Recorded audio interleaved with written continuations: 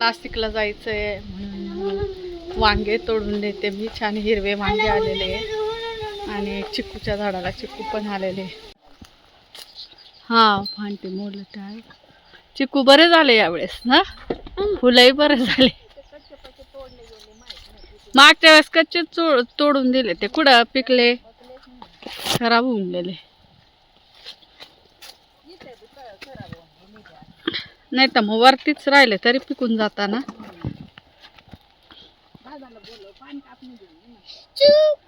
काय घेऊन? ओ पान कापणी घेऊन या.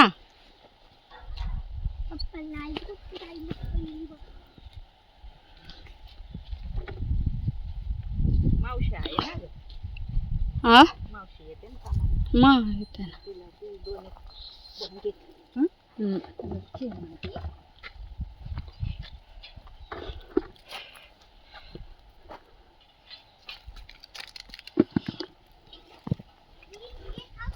मस्त लागतं ना हे.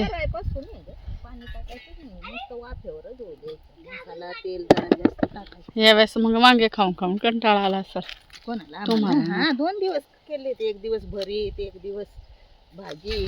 आता येऊ राहिले असं. आता सुरुवात झाली ग, सगळ्यांनी लावले. कोणी कोणाच्या इथून ते बाय वांगा तोडी घे जावा, आमना बी लागे राहणार उगाच बसावा. शेंगा लावूया, शेवग्याच्या शेंगा तोडायच्या होत्या. कस काय तोडता येईल तर पान कापणी भारी आहे ना. सगळ्यात झालेल्या आहेत तयार आहेत त्या.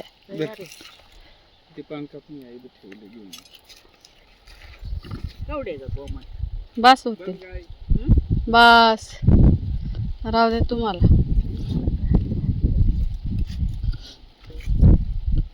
पाणी नाही टाकलं वाटतं त्याला. परवा पाणी दिलं आणि कशाला नांगरला घास टाकायला? नाही आ. टाकायला नाही, नुसतं लावायचं.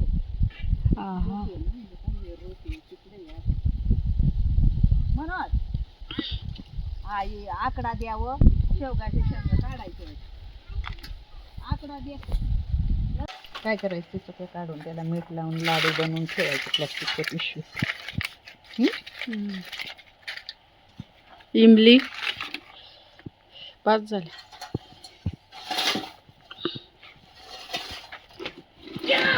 नाही तर राहते मारला काय रे.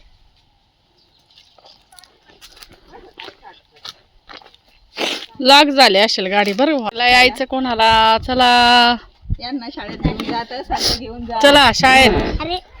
लक्षू दादा बरोबर.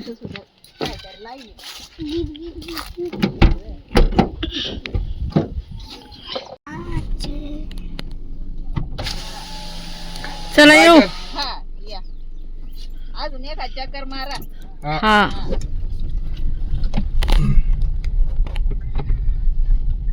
तर आम्ही आत्याची भेट घेतली आणि निघालो आता नाशिकला जायला. आता ऊन पण कमी झालेला आहे आणि हे पा कशा झाडांच्या फांद्या मध्ये मध्ये आलेले सगळे गाडीला रेषा मारल्या जातात. गाडीला केवढं दुखत असेल. इकडून पावसाळ्यात आहे ना एकदम पाणी येतं, नदीसारखं वाहतं, तरी ट्रॅक्टर पिकअप इकडनं येतात. फक्त आपली ही गाडी यायला प्रॉब्लेम आहे. पण तरी एकदा आम्ही पाण्याची लेवल कमी झाली ना मग तेव्हा घेऊन आलो होतो मागच्या वेळेस. जंगल जंगल पता चला है, चड्डी पहन के फूल खिला है. इथून पाणी वळवून दिलंय आता खालच्या साईडने. तो कोणता पक्षी आहे बघितला का तिथं? लक्षू. अरे इकडं नदी सारखं पाणी वाहत जात. आता पूर्ण कोरडं झालंय. नाला आहे तो, नाला ओहळ.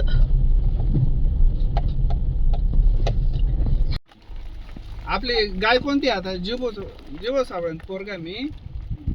गाय कोणती आपली? ते मस्त आहे का? हो ते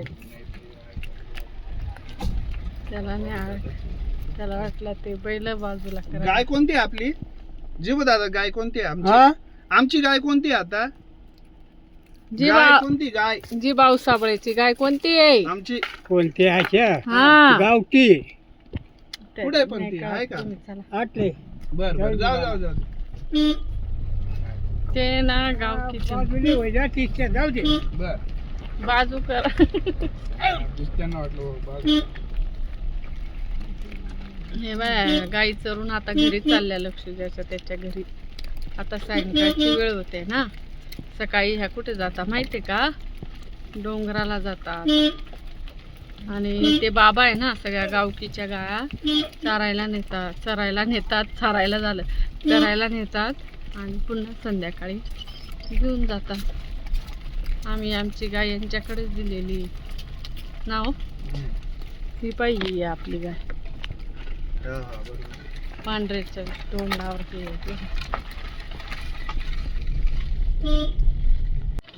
चला. तर इथं बिबट्या येतो ना म्हणून गळ्यात पट्टे हा काटेरी पट्टे लावलेले बरं का. ते कुत्र्याला पाळलेले कुत्रे आहे ते. इथं बिबट्या येतो कारण आपण डोंगराच्या पायथ्याशी राहतो ना.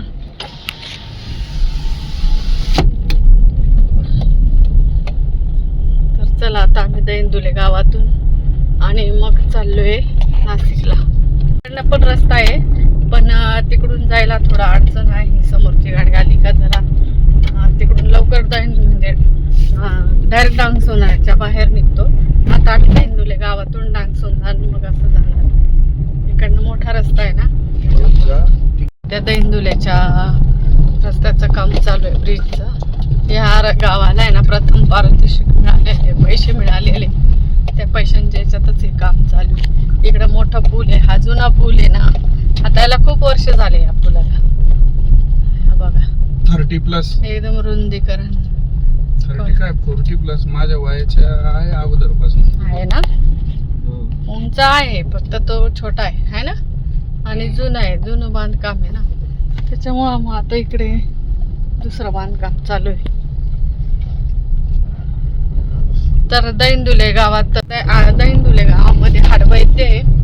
आम्ही नाही कधी गेलेलो पण मी बऱ्याच जणांच्या तोंडून ऐकलेलं की तुमच्या गावाला हाडवैद्य आहे. त्यांच्याने खूप बरं होतं. हाडवैद्य म्हणजे हाड मोडणे वगैरे किंवा हाड जुळवायचं असेल तर इथे हाडवैद्यांकडे खूप गर्दी असते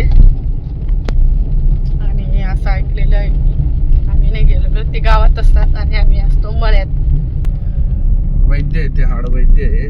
त्यांच्याकडे बऱ्याच दूर जिल्ह्यात फार पूर्वीपासून चालू आहे ते आणि आता भरपूर प्रसिद्ध झालेले आहेत ते है ना. हो सुरुवातीला त्यांच्या डोंगराच्या त्या दऱ्यामध्ये लोक पेशंटला जावं लागायचं पण मग त्रास व्हायचं म्हणून आता त्यांनी तेच स्वतः गावात स्थायिक झाले. आणि त्यांची खासियत अशी की ते फक्त काय मलमपट्टी जी पट्टी असेल त्याचाच खर्च घेतात. म्हणजे ते पूर्वी तर फार 100 आणि 200च राहायचे बस तेवढं त्यांचाच तो खर्च घ्यायचा. बाकी अशी स्पेशल डॉक्टर सारखी फीज वगैरे नाही घ्यायची. पण आता थोडे पट्टीसाठी आता थोडे वाढवा घेतात पण तरी तो 400च्या आत नाही. आणि त्यांना किती झाला तर जंगलात जावं लागतं ना ते औषधं आणायला. आणि जंगल म्हणजे काय असं एकदम साध्या जंगलात नाही जावं लागत त्यांना. तर खूप जिथे दाट घनदाट जंगल असतात तिथे ते जाऊन घेऊन येतात आणि त्यांनाच माहिती ती औषधं. प्लास्टर ऑफ पॅरिस सारखी प्लास्टर होणाऱ्यासारखी चिकट मुळी राहते. ज्याचा असं ठेचून लगदा करता इतकी चिकट होती ती. त्याचा डायरेक्ट लेप प्लास्टर सारखा होतो म्हणून त्या मुळीचे बी पैसे नाही घ्यायचे पण त्यांना जी पट्टी गुंडाळा लागायची तिचाच खर्च. पण 8-10 दिवस आहे ना तो लेप लावावा लागतो वाटतं. त्याच्याने पडतो बराचसा फरक असं ऐकलेले आम्ही. तुम्ही कधी खूप गर्दी असते बरं का त्यांच्याकडे. देवबा साबळे हाडवैद्य दैंदुले असं टाकलं ना तरी येईल. युट्यूबला पण असेल कदाचित. गुगलवर सर्च केलं तरी पण येईल का. आणि दैंदुले गावात जर आले ना तुम्ही तर दैंदुले गावात पण कोणीही सांगेल त्यांचा ऍड्रेस. मंदिरापासून जवळच आहे. सध्या त्यांचा मुलगा विठ्ठल साबळे आणि देवबा साबळे असे दोघंही ते काम करतात. ते गावात जे दुकान आहे किराणा दुकान त्यांच्याच इथं तिथले ट्रीटमेंट वगैरे केले जाते. आयुर्वेदिक.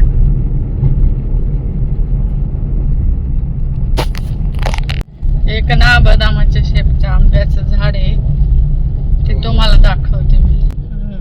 पूर्वी मला दिसायचं आता आता कावर थांबवतो. दिसलं. पाहिजे बदामाच्या शेपचं झाड. थोडा आता दरवर्षी ते थोडा शेप बदलत जातो, नाही तर मग बरोबर बदामाचा शेप येतो याला. हे शेतामध्ये पाणी एकाच ठिकाणी नारळाचं झाड आहे, बाकी सगळे कांदेच कांदे. इकडे ह्या पट्ट्यात आहे ना कांदे जास्त लावलेले लोकांनी, खूप कांदे लावलेले आणि फक्त खाण्यापुरता गहू हरभरा हे केलेले. हे बघा जिथून तिथून कांदेच कांदे.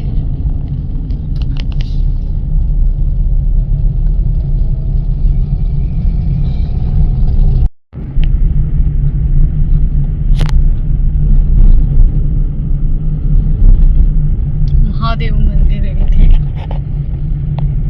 आपण तर नाही कधी गेलो का?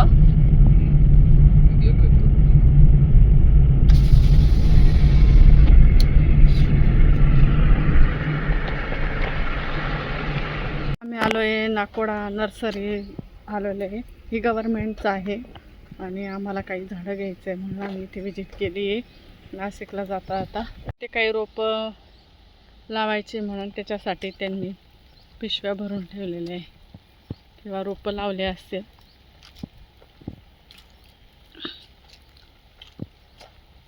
तर इथं तुम्हाला सगळ्यात स्वस्त दरामध्ये झाडं उपलब्ध होतील, जसं की जांभूळ, चिंच, पिंपळ, वड, असे बांबू वेगवेगळे झाडं आहेत. आम्ही इथे आता ही आमची दुसरी वेळ आहे येण्याची. बरेचसे झाडं कमी झालेले वाटतं. वाटे पक्का बघितले आणि आता मी निघालो इथून वाटेकीच्या इथून. झोपी गेलेला आहे कारण तो या शेतातून त्या शेतात, त्या शेतातून या शेतात असं भरपूर तो फिरला आणि त्याच्यामुळे गाडी सुरू झाली लगेच तो झोपी गेला आहे. तर आता आम्ही इथून निघणार आहे सरळ नाशिक. सीट बेल्ट लावून येते. सनसेट होताना दिसतंय आपल्याला आता आणि संध्याकाळी असं छान वातावरण झालेलं आहे, थंड हवा सुटलेली आहे.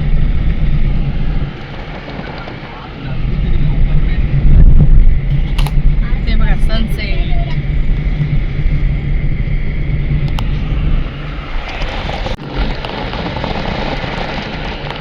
दुपारी आहे ना प्रवास नको वाटतं पण ना. आता दिंडोरीमध्ये पोचलोय आणि दिंडोरीमध्ये ट्रॅफिक बघत होती. दिंडोरीमधला हा प्रश्न तर कधी सॉल्व्ह होईल काय. फ्लेक्सची झोप पण झाली आणि त्याला आता भूक लागली आहे पण आम्ही अडकलोय ट्रॅफिकमध्ये. ट्रॅफिक निघायला लागली हळूहळू आणि अशी मध्ये जाणार येताना मग परत ट्रॅफिक होते.